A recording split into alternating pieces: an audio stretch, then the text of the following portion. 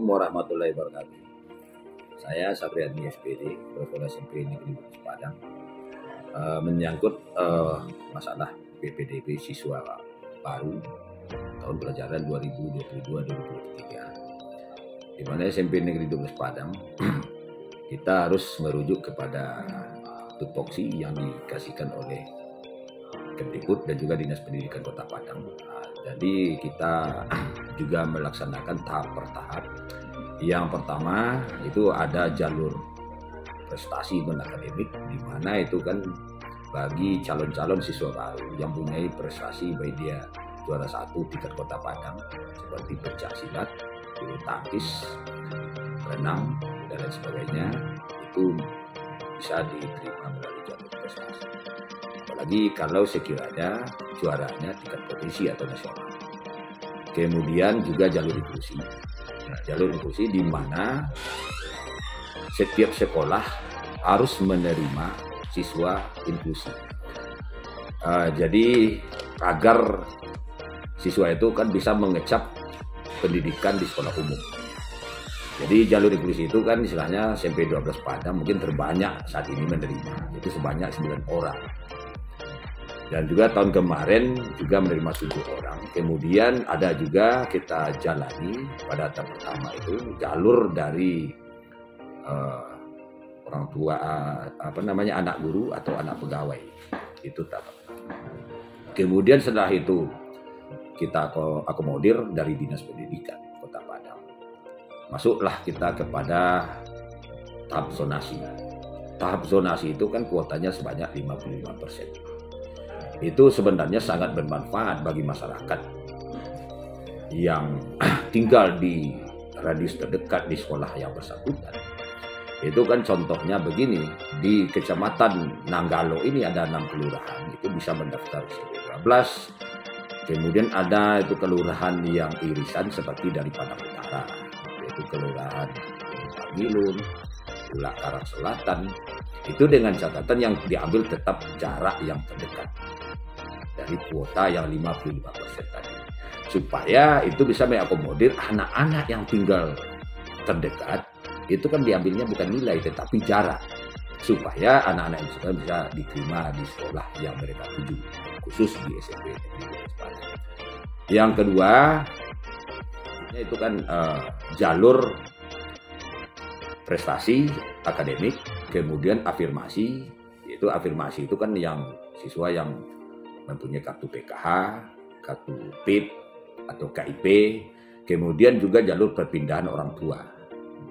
Nah, dengan catatan pada jalur prestasi itu kan siswa itu bebas mengambil 2 sekolah yang mereka inginkan sesuai dengan nilai yang mereka punya. Kalau mereka nilainya bagus, ya insya Allah mudah-mudahan diterimalah di sekolah yang mereka tuju. Sesuai nanti itu dengan kuota, yaitu sebanyak 23% dari daya tampung. Kemudian afirmasi itu diterima 17% dari daya tampung. Dan insya Allah mudah-mudahan jalur afirmasi itu anak-anak itu mendaftar semua setelah mereka diterima dan mendaftar ulang. Begitu juga prestasi.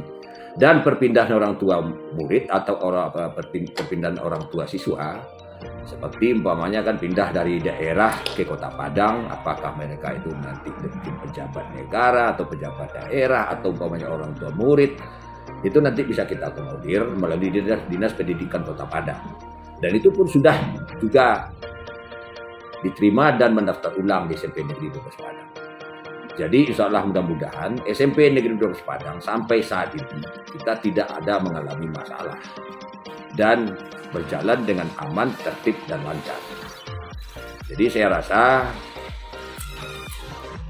dengan adanya PPDB ini, janganlah umpamanya kita berharap karena kuota di Kota Padang, siswa yang tamat sebanyak 14.000, sementara siswa SMP negeri cuma ada 43, daya tampung cuma 43 sekolah itu cuma 8.000. Makanya diadakan itu kan istilahnya sistem PPDB online untuk menyaring siswa yang 14.000 itu menjadi yang diterima 8.000. Yang 6.000 itulah nanti yang mungkin mendaftar ke swasta. Yang juga termasuk mungkin ke MTSN atau Senawiyah. Saya rasa mungkin itu saja dari saya sebagai pimpinan di SMP Negeri Padang. Terima kasih. Assalamualaikum warahmatullahi wabarakatuh.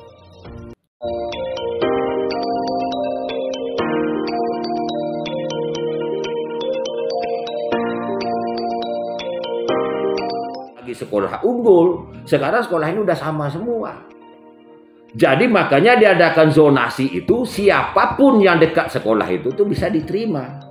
Karena zonasi itu udah diambil bukan nilai, tapi jarak atau koordinat tempat tinggal. Jadi makanya Dinda, kalau saya ini sebagai orang tua murid, kalau saya tinggal umpamanya di Lubuk Buaya, ada sekolah 2 di sana SMA 7 dan SMA 8. Akan lebih bagus saya sebagai orang tua murid, saya akan mengambil anak saya di SMA 7 atau SMA 8 daripada mengambil di SMA 2 atau SMA 1 yang jaraknya lebih jauh. Karena sekarang ini dilakukan zonasi. Ya. Nah, berdasarkan zona tempat tinggal. Itu mungkin yang pertama. Ya. Toh nanti kalau sekiranya anak saya tidak mau umpamanya di dekat tempat tinggal, umpamanya ada sekolah SMA 7 atau SMA 8 karena saya tinggal di Lubuk Buaya, karena nilainya lebih tinggi umpamanya, untuk bisa bersaing umpamanya di sekolah SMA 1 atau SMA 2, itu tidak jadi masalah. Itu melalui jalur prestasi akademik. Tetapi perlu juga kita pahamkan kepada orang tua, kan kadang-kadang kan yang memilih-milih sekolah itu yang tidak pernah berubah. Padahal sekolah sekarang ini sama saja.